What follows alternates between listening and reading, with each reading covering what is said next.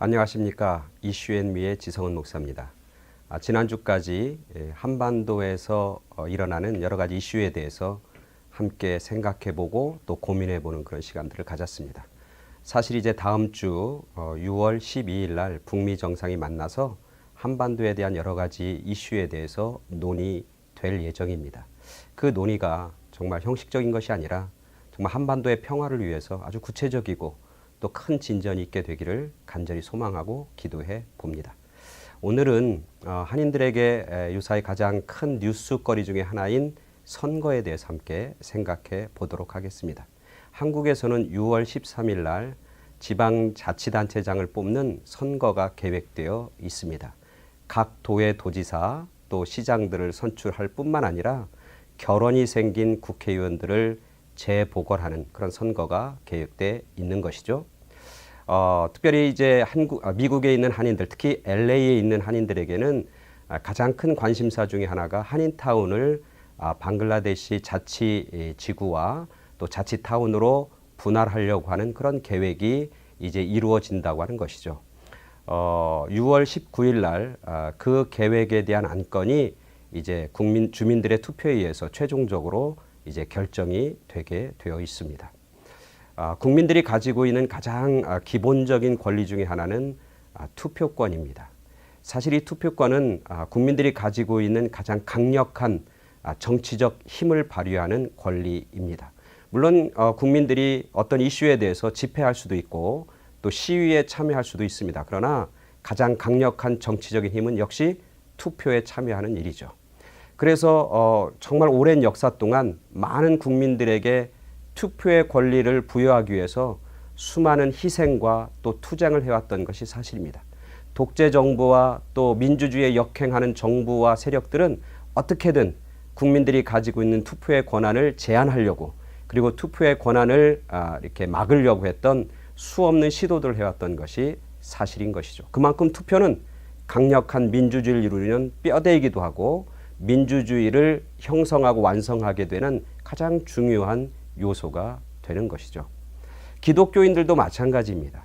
기독교인들도 투표에 참여 사회적 이슈에 대해서 책임적 존재로 살아가야 할 그런 임무가 사명이 우리 기독교인들에게 남겨져 있는 것이죠. 어떤 목사님들과 또 어떤 교회 지도자들은 이야기합니다. 너무 세상적인 이슈 또 사회 문제에 너무 깊이 관여하지 말라고 우리는 그냥 기도하면 된다고 그렇게 이야기하는 분들도 종종 있는 것을 봅니다. 그러나 우리가 기도해야죠.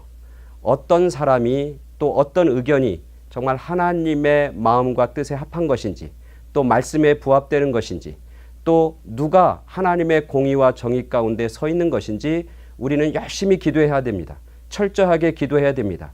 내 이익이 아니라 하나님이 원하시는 것이 무엇일까? 내 유익이 아니라 내 편함이 아니라 정말 하나님의 공의와 진리와 또 하나님의 뜻이 어떻게 하면 이 땅에 이루어지고 성취될 수 있을까를 심각하게 고민하면서 기도해야 합니다. 그리고 기도한 후에 우리는 행동해야 하는 것입니다. 행동 중에 가장 정치적인 가장 강력한 힘은 투표에 참여하는 것이죠. 우리 기독교인들은 이 땅에 연연하며 사는 존재는 아닙니다. 우리 기독교인들은 이 땅에 있는 일에 얽매여 살지도 않습니다. 그렇지만 그렇다고 해서 세상과 격리돼서 살아가는 존재는 더더욱 아닙니다. 왜냐하면 우리가 이루어야 할 복음의 사명은 이 땅에서 이루어지기 때문에 그렇습니다. 예수 그리스도가 기도했듯이 하늘나라가 이 땅에도 이루어지길 원합니다라고 하는 그 기도 제목처럼 우리가 이 땅에 건설해야 할 나라 중에 하나가 하나님의 나라입니다. 물론 그것의 완성은 하늘나라에 있지만 말입니다. 이번에 이제 선거가 치루어집니다. 한국에서도 미국 LA에서도 그리고 앞으로도 수많은 선거들이 치루어질 겁니다. 그럴 때마다 우리 기독교인들은 정말 책임적 존재로서 그 사회적인 이슈와 그리고 사회적인 문제 앞에서 적극적으로 참여하고 동참하는 그런 책임 있는 존재로 살아가는 그런 성도들이 되길 간절히 바랍니다. 종교개혁자의 말을 한번 되새겨 봅니다. 다시 한번 되새겨 봅니다. 한 손엔 성경, 한 손엔 신문. 우리 기독교인들이 그 사이에서 밸런스를 잘 유지하면서 사회적 책임감을 다하는 그래서 깨어있는 사람들, 하나님의 말씀의 지혜를 가지고 있는 사람들에 의해서 이 세상은 변화되고 바뀌어질 수 있는 것이죠. 그런 사람들을 통해서 하나님은 역사하고 계신 것이죠.